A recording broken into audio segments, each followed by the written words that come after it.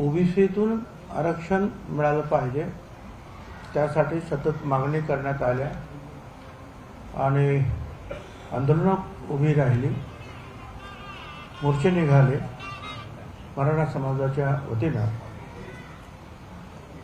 मराठा समाजाला वेगळं आरक्षण देण्यासाठी आमचा कोणाचाही विरोध नव्हता, परंतु आमच्या भटक्या विमुक्त ओबीसी बांधवांच्या लेकराचा जो घास आज त्यांचा काढून घेतला जातो आहे, त्याच्याबद्दल आम्हाला सगळ्यांना एक दुःख आहे, संताप सुद्धा आहे।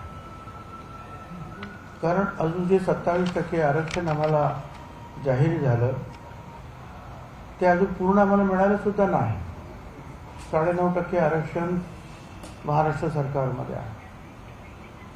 वेगवेगळ्या सभांमध्ये सुद्धा मी दाखवून दिलं की अनेक ठिकाणी मराठा समाज हा मोठ्या संख्येनं जे आहे त्यांना नोकऱ्या मिळालेल्या आहेत। EWS म्हणून 10% जी योजना भारत सरकारने आखली, त्याच्यामध्ये सुद्धा 85% जागा मराठा समाजाला गेलेल्या आहेत। ओपनमधून सुद्धा मराठा समाज पुढे गेलेला आहे, पुढच्या 40% सुद्धा ते आहे।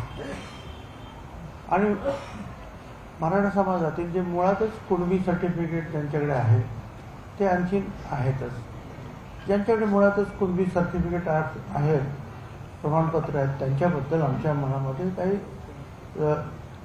शंका असण्याचं काही कारण नाही, दुःख असण्याचं काही कारण नाही। आणि ज्यांना हे ओबीसीचं प्रमाणपत्र हवं असतं, मग ते शिक्षणासाठी असेल, ते नोकरीसाठी असेल, ते राजकारणासाठी असेल, त्या लोकांना ते घेतलेलेच आहेत। कोणी काही शांत बसलेलं नाही, त्याच्या अगोदरच सगळ्यांनी घेतलेलं आहे। तरी सुद्धा जे आहे की निजामशाहीमध्ये आमचे नावं आहेत, तर त्याचा शोध घ्या म्हणून सुरुवात झाली।